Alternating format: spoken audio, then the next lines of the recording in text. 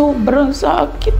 Yung taong pumatay sa asawa ko noong una, ayaw nilang aminin na ginawa nila yun. Yung nambugbog sa kanya, may utang sa kanyang 20 pesos. Tapos siningil niya. Mga tambay, mga adik, labas-pasok sa kulungan.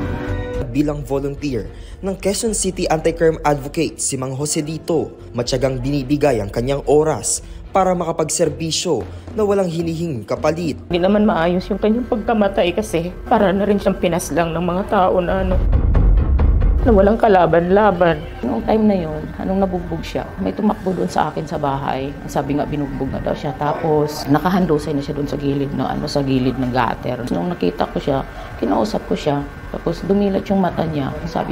Sabi ko sa kanya, ano nangyari sa'yo? Tapos, ang sabi niya sa akin, last na sabi niya, dahil sa 20 pesos. Naman sila puwang sa mundo dahil mga salot naman sila eh. Matapos ang nangyaring pambubugbog di umano ng mga sinasabing salarin ng misis ni Mang Joselito ay naisugod pa siya sa ospital, pero huli na ang lahat. Dineclare ng doktor na heart attack yung kanyang pagkakamatay. Yun ang findings nila. Pero kasi may pambubugbog, kaya hindi ako nagiging kumbinsido doon sa ano. Siyempre pag heart attack may pinagmulan.